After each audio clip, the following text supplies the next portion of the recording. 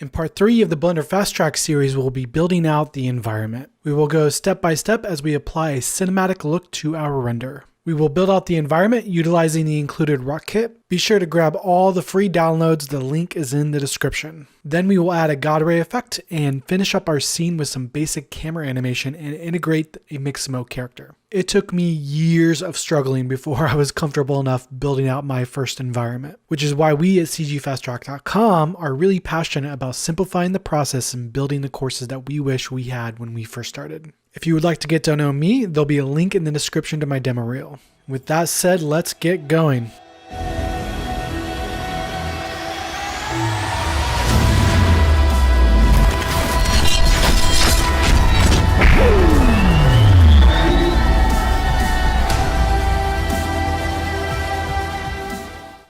So we're going to start putting this cinematic look on our render, on our sword here. This is essentially a two-step process. One, there's going to be a color grade, and two, there's going to be this HDRI setup that's going to allow us to have this blurred out background. So step one is to set up our camera. And what we need to do here is get to know our camera right here. So this little triangle thing that we've been ignoring this whole time is our camera. So to start using this, what we need to do is look through it. And if we do up the view, viewport, and camera, you can also hit number pad 0 on your keyboard. And there we go. So now we're essentially in like photography mode. And if I move around the viewport, you notice the camera doesn't come with it, right? So the fix for that is we're going to do viewport, camera. And then if we hit N on a keyboard to get our side properties right here. So we haven't used this, I think, at all yet. And what this is essentially just quick properties for things that are in a view, primarily the camera. If we go up to view here and go to camera to view, lock view or view lock right here, camera to view, it's now going to be locked to our viewport movement. So now we can frame up our camera. I'm going to select our sword here, hit Q, frame selected. There we go. And then what we're going to do here is set up our resolution. So I'm going to go to image outputs or output properties here. And we're going to do 1080 by 1350, which would be just be a nice Instagram resolution. And now what we want to do is set up our interface in a way that makes it easy for us to work, because we want to be able to set up our camera composition and still be able to work around the viewport. Say we want to come over here and adjust a light. We have to move our camera currently to do that, which we don't want to do. We want to frame our shot and then don't touch the framing anymore. So I'm going to go ahead and frame up my shot just like this. And what I'm going to do here is set up my interface. So I'm going to go ahead and give myself some more room over here. And then what I'm going to do here is right click on this little sidebar right here, right click and then do vertical split. And then I'm going to split my interface like this. I'm going to go ahead and click, and there we go. So now we have two different viewports. One we're going to use for our camera, one we're going to use for working. And we're going to use this one over here for working. So I'm going to hit N and then turn off camera to view. And that's just going to allow me to move around like this. So now we can move around our camera like this. We can move around our light and all that good stuff. Let's go ahead and clean up this area over here. All this UI stuff up here, we can just turn off. So if we just go to view, turn off toolbar, we can turn off tool settings, we can turn off adjust last operation. And then if we go all the way over here, these two options right here, if we like select a sword right here, if I turn this off, it'll turn off all of our gizmos. And if I turn this off, it'll turn off all of our, ornaments. And then what we can do is just simply go to view, and then we'll go to, and then what we need to do is go to cameras and then frame camera bounds. We can also just hit home on the keyboard as well. And that's just going to lock up the view like this. And then what we can do is shut off all the stuff up here and down there as well. So we're going to select our camera, go into camera right here. And these are going to be our camera properties. The most important one that we're going to want to get to know is going to be our focal length right here. So if we want to do like a wide angle lens, we can do that. 50 millimeter, 90 millimeter. I'm not going to get into focal lengths too much right now. We're going to stick with 50 millimeter, which is just a good standard portrait lens. And then we'll go down to viewport display, and we'll come all the way down here and just turn opacity up on this guy right here. And that's going to turn off this right here. And that'll just allow us to properly frame our camera. Great. And then next up, we're going to set up our HDRI. For me, the toughest part about learning 3D modeling when I first started was following along with the video. It was very easy to miss this button, very easy to miss that button, and before you know it, you have to stop, rewind, and struggle to find just the next step to the process. This is a brutally exhausting process, which is why we at cgfasttrack.com built the step-by-step screenshot application and we put it into every single one of our courses. This would have saved me so much time and frustration and makes it so much easier and enjoyable to learn 3D animation. After you're done watching the video here on YouTube, click the link in the description and follow along there.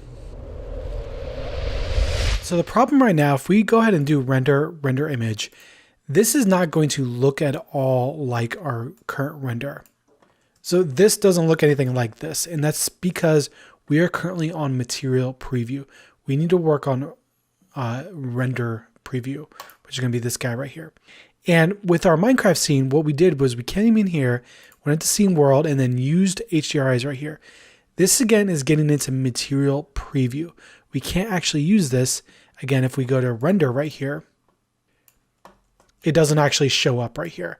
And this is a, this is a bummer that Blender doesn't allow this. They might be implementing in the future. I'm not sure. I go through a hacky way to get that to work in a future course. For now, we're going to set up our own custom HDRI. So we're going to leave both of these on and we're going to stay in rendered mode. And what we're going to do is we're going to switch over to our shading tab and set up our HDRI. Specifically, we're going to go into rendered mode over here as well. And then what we're going to do is go switch over to our object. So instead of working with our object shader networks right here, what we're going to do is we're going to go over to world. And we're going to do view and then just frame all. And what we're looking at right now is basically our background. And what we can do here is change our background color.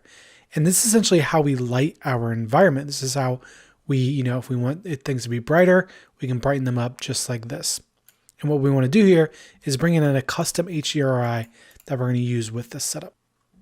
So we're going to use an HDRI from this website right here. This is called SIBL. And it's a free resource just like HDR Haven. If you go to SIBL right here, archive, the one I found that worked really, really well for this scene right here was just this one right here. This is all located in the download, so we already have this. So you can feel free to experiment with a bunch of different HDRIs. And I'm going to go ahead and jump to my scene over here. So in our downloads under HDRI, we have that HDRI download. And I'm going to go ahead and copy that path right here. And what I'm going to do is I'm going to add, and I'm going to do texture. And then we're not going to use image texture here. We're going to use environment texture. So we're going to be using an environment. We're going to open that, and then I'm going to go ahead and go to that path. And then the HDRI that we're going to bring in is just this one right here. 3k.hdr. Hit open, drag and drop that in there. And there we go.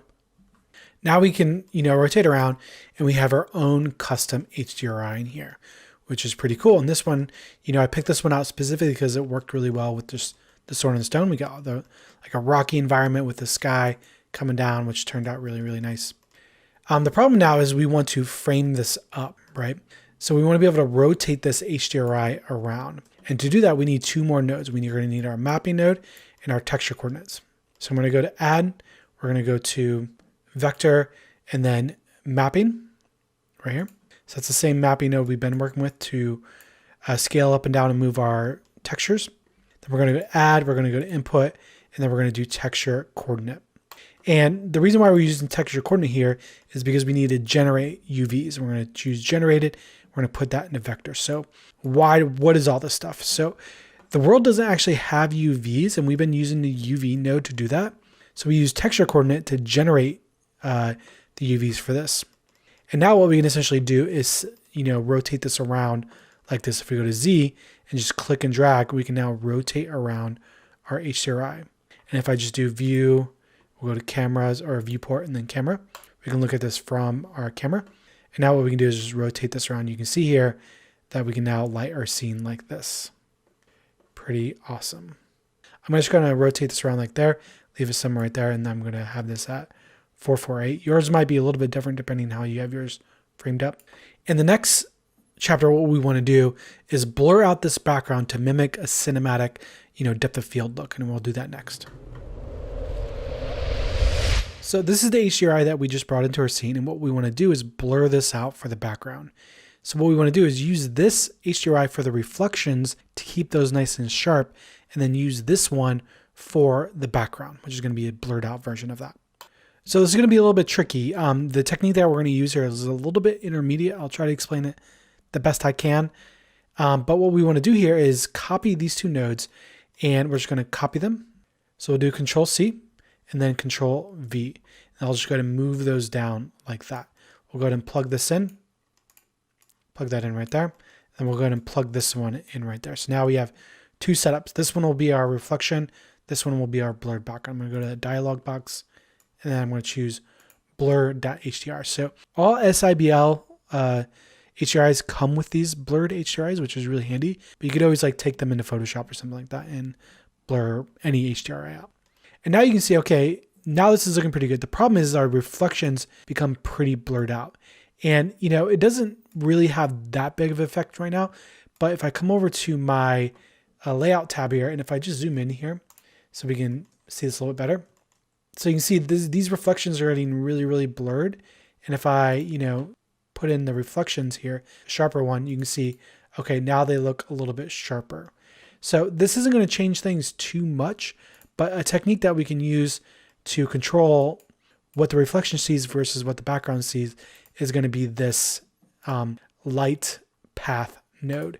And again, this is a little bit intermediate, so I'll explain this the best I can. But basically what this does is it generates black and white values that we can use as a mask to control what the camera sees, basically. So if I do is camera ray, put that in the surface, you can see, okay, the background turns white. That's because the camera sees the background, right? So if I do something like this glossy ray, or we'll do is reflection ray rather, you can see now our reflection turns white, but our background turns black. Now, this is very, you know, kind of complicated ray tracing stuff that's happening here. This is just a utility node that we can use with what we're going to use next, which is going to be a mix shader. So we're going to add shader, and then we'll do mix shader. Go ahead and plug this in, and then what we can do here is do is reflection. We'll just do is camera ray actually. Plug that in, and then plug that in the outputs. And then I'm going to go ahead and move this up a little bit so we can see this. We'll just do right here to make this a little bit easier. And expand this so we can get a full view of this. There we go. So you can see here, now we have the reflection going into one, the blurred background going in the other, and then we have the is camera ray holding that as a mask. So now we can get nice sharp reflections, and we get that nice, you know, blurry background, which looks really cinematic. Great, so next we're going to apply the color grade, which is going to give us this blue hue. So color grade is one of the best ways to get our CG renders out of like this fake CG world and into a cinematic world. 100% of our cinematics at CG Fast Track, the trailers that we do, we put color grades on them. And they're a really good way to really amp up the render. So far we've, you know, played with the layout tab. We've played with the, you know, UV editing tab, the shading tab. Now we're going to do one more, which is going to be the compositing tab. So I'm going to go ahead and just close this menu right here just by hitting the N. And so we're going to take a look at the compositing nodes. So I'm going to just hit this button called Use Nodes. And what we get is these two nodes right here.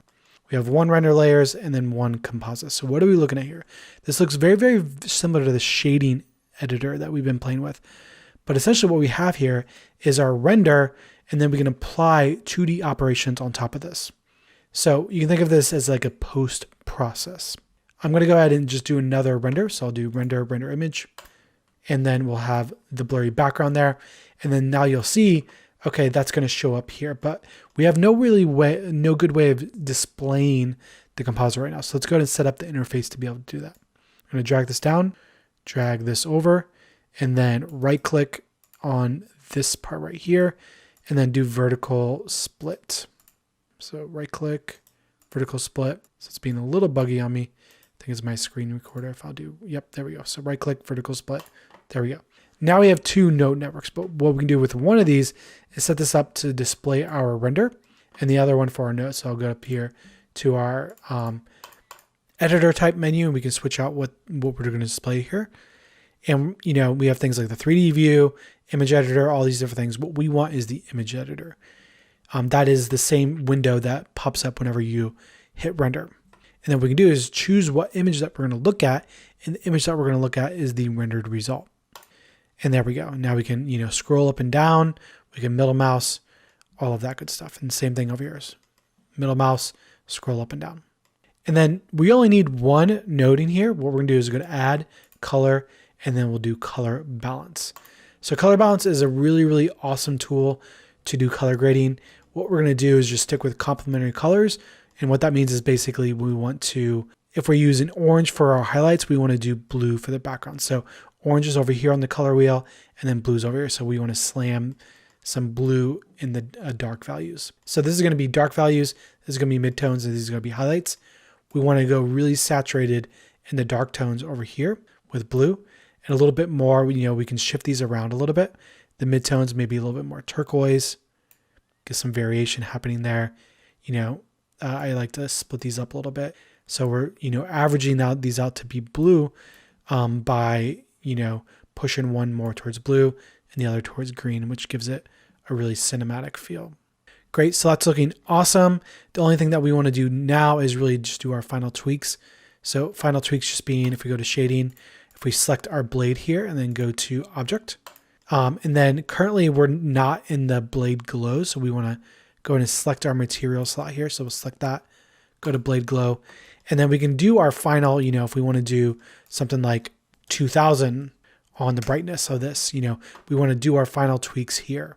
And then we'll just go back over to compositing, and then we'll just go back over here to render image. You can also just use F12 hotkey, and there we go. So that's going to be a lot brighter. So at this point, just some tips for camera composition.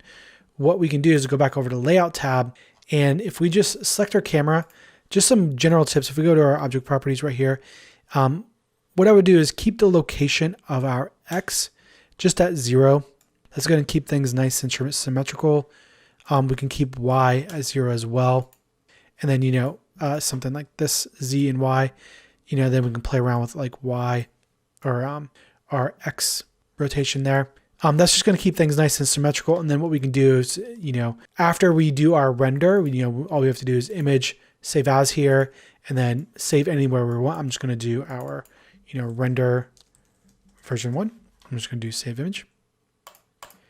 And then I'm just going to do a couple more different compositions. So I'll go to layout, and then I'll go ahead and move this in, just like so. And then we'll frame that up. I'm going to go ahead and move this down a little bit, maybe rotate this up a little bit so we're looking up at the sword a little bit. Something right in there. Maybe a little bit more rotation. Something right in there. And then we'll just go ahead and go to render image. And that's going to be thrown through our compositor. So I'll go back to my compositing tab here, and then we'll just do image, save as. Then I'll just do render version 2. And you can see how quickly we can just iterate with doing a ton of different versions. And I'll just do one more here by zooming in here and then moving this up somewhere right in there. So just a general composition, the rule of thirds, that's something I talk about a lot in the art of lighting. What I'm looking at here is this guard is going to be like that hero piece. So I try to keep that either in the top third or the bottom third, either right here or right here in the composition. And again, if you're not familiar with composition, that's totally fine. You don't need to for this one. It's definitely something you want to get good at longer term, which we do go over in the art of lighting. I'm going to do another render. So render image, and then we'll go ahead and save that out. Just go into compositor, and then image, save as, and then we'll do version 3.